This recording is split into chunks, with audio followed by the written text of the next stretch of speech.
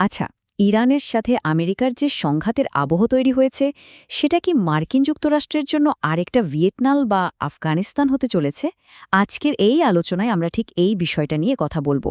তেহরানের সেই চোরাবালি যা ওয়াশিংটনের জন্য এক নতুন দুঃস্বপ্ন হয়ে উঠতে পারে। তো যে প্রশ্নটা এখন সবার মাথায় ঘুরছে সেটা হলো, আমরা কি মধ্যপ্রাচ্যে ইতিহাসের এক ভয়াবহ পুনরাবৃত্তি দেখতে যাচ্ছি? দেখুন, আপাতদৃষ্টিতে সামরিক শক্তিতে যুক্তরাষ্ট্র হয়তো অনেক এগিয়ে, কিন্তু ইতিহাস কিন্তু প্রায়শই আমাদের অন্য গল্প শোনায়, তাই না? এখনকার পরিস্থিতি বুঝতে হলে আমাদের একটু পেছনে ফিরে তাকাতেই হবে। চলুন একটু দেখে আসি ভিয়েতনাম আর আফগানিস্তানে ঠিক কী ঘটেছিল, যা আজকের পরিস্থিতি বোঝার জন্য এত গুরুত্বপূর্ণ। একটা অদ্ভুত মিল, তাই না? একদিকে ছিল ভিয়েতনামের গভীর জঙ্গল, যেখানে পেন্টাগনের সব আধুনিক অস্ত্র গেরিলা কৌশলের কাছে কেমন যেন অসহায় হয়ে পড়েছিল। আর অন্যদিকে আফগানিস্তানের রুক্ষ পাহাড়, যেখানে বিশ্বের সবচেয়ে শক্তিশালী সামরিক বাহিনী দীর্ঘ ২০ বছরেও জয় খুঁজে পায়নি। মানে দুটো ক্ষেত্রে গল্পটা কিন্তু কম বেশি একই। একটা দৃঢ়প্রতিজ্ঞ ছোট শক্তির বিরুদ্ধে এক বিশাল শক্তির লক্ষ্যহীন আর রক্তক্ষয়ী লড়াই। আর এই লম্বা নিষ্ফল যুদ্ধের দাম শুনলে অবাক হবেন। শুধু আফগানিস্তানেই আমেরিকা খরচ করেছে $2 ট্রিলিয়ন বেশি। একবার ভাবুন তো, এই বিপুল পরিমাণ টাকা দিয়ে কি না করা যেত। এই অঙ্কটাই আসলে চোখে আঙুল দিয়ে দেখিয়ে দেয় যে এই ধরনের চোরাবালিতে পা দেওয়ার ঝুঁকিটা কতটা মারাত্মক।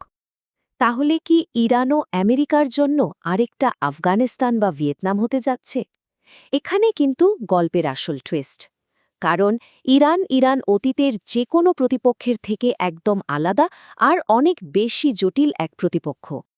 ইরানের রণকৌশল বুঝতে হলে একটা শব্দ আমাদের খুব ভালো করে বুঝতে হবে: অপ্রতিসম যুদ্ধ বা অ্যাসিমেট্রিক ওয়ারফেয়ার।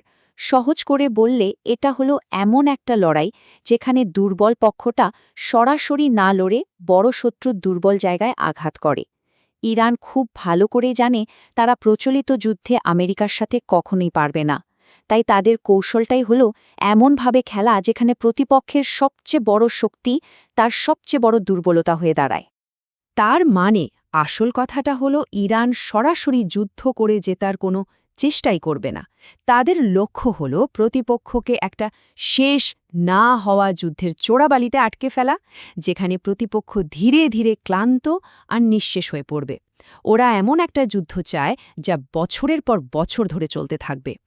তাহলে ইরানের সেই মারাত্মক প্ল্যানটা ঠিক কী?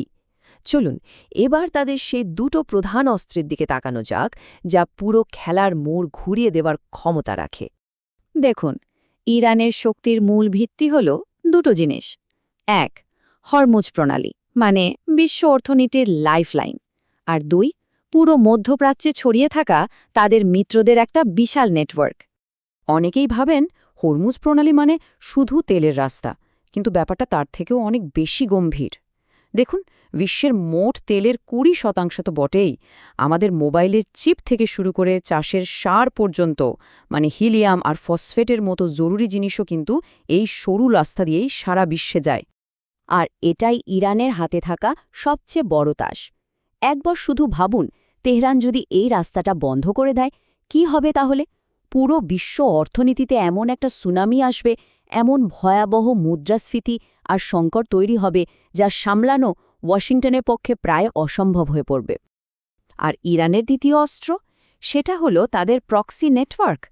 লেবাননের হিজবুল্লাহ বলুন বা ইয়েমেনের হুথি, তাদের বন্ধুরা পুরো মধ্যপ্রাচ্যে মাকুসার জালের মতো ছড়িয়ে আছে।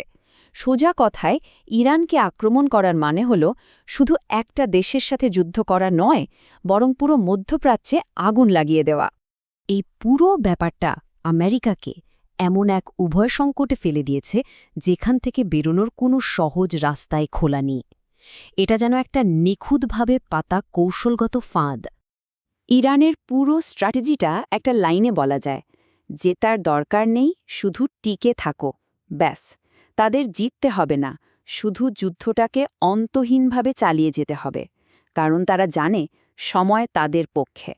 সবচেয়ে ইন্টারেস্টিং ব্যাপার হলো ইরান আমেরিকার সবচেয়ে বড় শক্তি, মানে তার গণতন্ত্রকেই তার দুর্বলতা হিসেবে ব্যবহার করতে চাইছে। তারা জানে একটা গণতান্ত্রিক দেশের মানুষ বেশি দিন যুদ্ধের বোঝা বা অর্থনৈতিক মন্দা টানতে চায় না, তাই তাদের একটাই লক্ষ্য, যুদ্ধটাকে অন্তত ৫ থেকে ১০ বছর টেনে নিয়ে যাওয়া। তারপর আমেরিকার ভেতরের রাজনৈতিক চাপেই ওয়াশিংটন পিছু হটতে বাধ্য হবে। তো আমেরিকার সামনে পথ খোলা আছে দুটো। হয় তারা সরাসরি যুদ্ধে যাবে, যার ফল হতে পারে ভিয়েতনামের থেকেও ভয়াবহ একটা চোরাবালি, অথবা তারা আপোস করবে, আর সেটাকে সারা দুনিয়া দেখবে আমেরিকান সুপার পাওয়ারের যুগের শেষ হিসেবে। মানে যে পথেই তারা যাক না কেন, হার যেন প্রায় নিশ্চিত। তাহলে শেষ প্রশ্নটা এটাই, তেহরানের এই নিখুঁত কৌশল কি শেষ পর্যন্ত ওয়াশিংটনকে নতজানু হতে বাধ্য করবে, নাকি আমেরিকা তার প্রযুক্তিগত ক্ষমতা আর উদ্ভাবনী শক্তি দিয়ে এই চক্রব্যূহ ভাঙার নতুন কোনো পথ খুঁজে বের করবে? ইতিহাস হয়তো ফিরে আসে, কিন্তু তার শেষটা কিন্তু সব সময় নতুন করেই লেখা হয়।